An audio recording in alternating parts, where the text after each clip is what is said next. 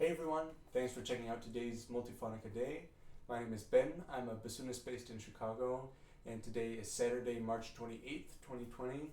This is day 15 of my self-isolation, and today is episode 12 of Multiphonic-a-Day.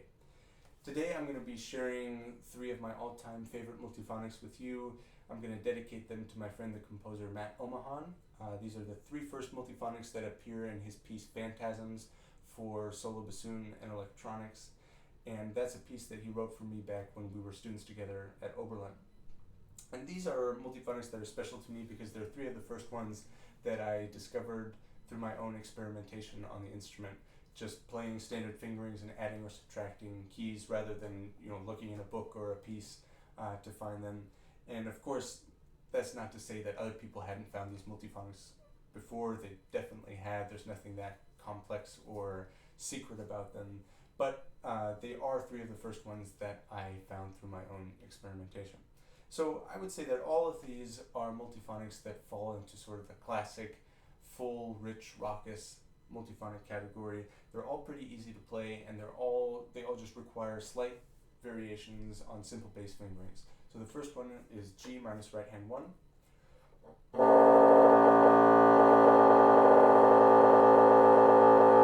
Then we have just adding 1 key, A flat minus right hand 1.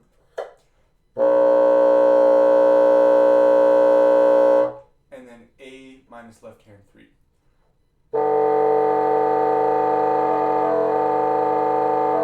So as you can hear, all 3 of these multiphonics have really similar characteristics in terms of their tonal qualities, and they also share sort of a similar trajectory to their bass fingerings in terms of just a chromatic ascending scale. They have ascending pitch content as well.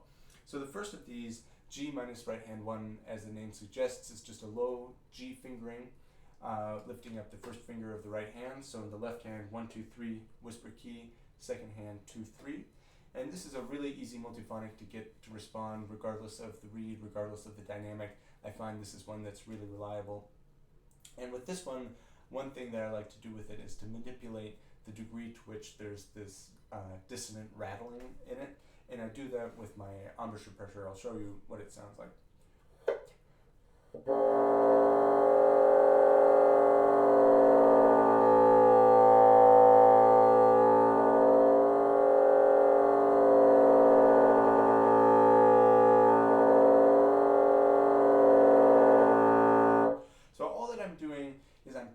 Loosening my embouchure by raising and lowering my jaw, and I find that the tighter my embouchure is, the more the pitch goes up slightly, the more the higher partials are emphasized, and the more there is the presence of this dissonant beating.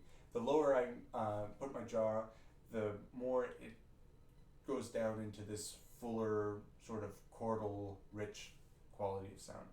Now, like a lot of the other multiphonics that I showed in previous videos, this is one that fairly easily can be overblown to isolate a single harmonic. In this case, the pitch that comes out is a bit of a flat E flat 4. And all I'm doing to get this is, again, moving my embouchure up on the reed a little bit and tightening it.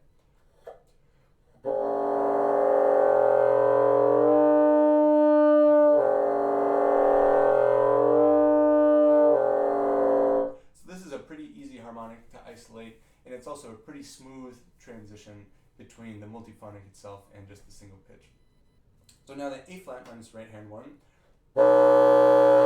This is just 1 fingering different from the previous multiphonic. In the left hand we have 1, 2, 3, whisper key, and then right hand 2, 3, and the pinky A flat key. Of course you can also use the thumb A flat key. I just tend to default to the pinky as my standard fingering. And this is one of the multiphonics that I most commonly use if a composer asks for just a really rich, loud, raucous multiphonic. It's one that you can play really loud without it breaking, and it's easy to get to respond. It's an easy fingering to just grab quickly, and it's a really satisfying one to play. This one, I find that I have to place my embouchure a little bit further up on the reed than for the G in order to get it to speak consistently, and I have a little bit of a firmer embouchure pressure as well. This one, if I come off of the reed and drop my jaw, it kind of starts to disintegrate into a really rattly sound, which is a nice thing all on its own, but is a little bit more unpredictable than sometimes the circumstances demand. But I'll show you what that sounds like.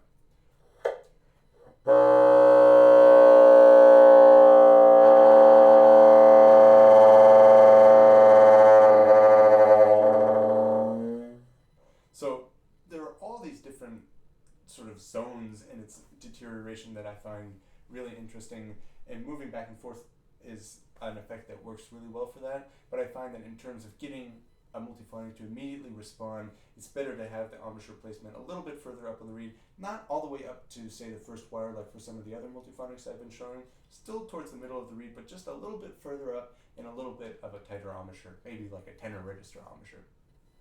This is one that also can be overblown. I find that this one is not quite as reliable or as easy to move back and forth between the isolated harmonics, but there are two pitches that I can usually get it to overblow to. The first is about an E4.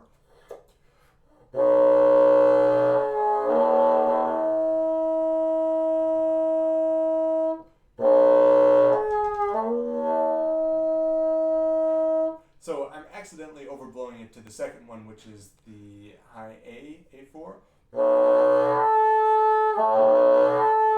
And that one's a little easier to do. It's harder to get it to settle on the E4, but to get that one, I'm kind of staying in the same place and just tightening my embouchure. And to get the A to come out, I'm moving up my embouchure further towards the first wire. But like I said, this is one that is rather frustrating for me to overblow into a single harmonic. It's not as smooth of a transition. It varies more from reed to reed. And so this is not one that I like to use in that way to the same degree as the other two today. So the third multiphonic is A minus left hand 3. It's an A2 fingering, 1, 2, 3, 1, 2 with the whisper key, just without the third finger of the left hand. And this one sounds like this.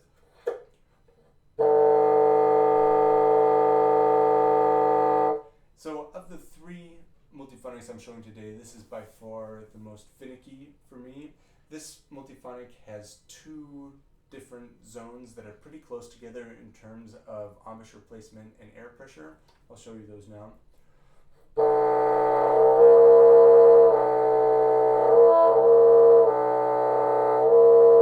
So I'm just slightly moving back and forth, pursing my lips, and going a little further up on the reed to get the higher collection of pitches to come out.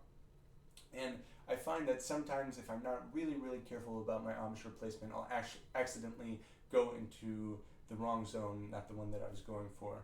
And so that was a challenge for me in learning Matt's piece, because here the first two multiphonics are the G minus right hand 1 and then the A minus left hand 3. And moving between those requires really minute fine motor control of the embouchure there in order to get both of those to speak in the way that I want. And so that was something that I did a lot of sort of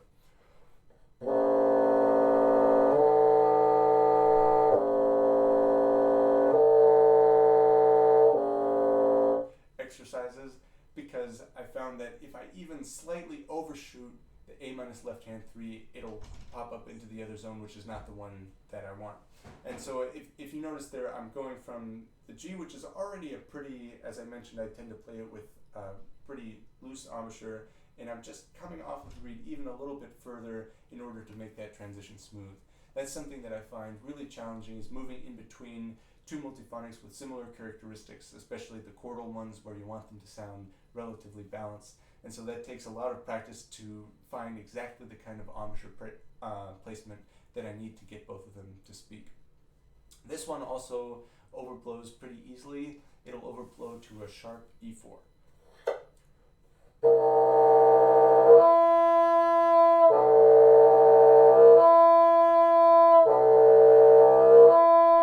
And this one, whereas the G minus right hand 1 had a little bit more of a smooth sweeping transition, I feel like this one is sort of more on or off. It's either just the E or just the multiphonic.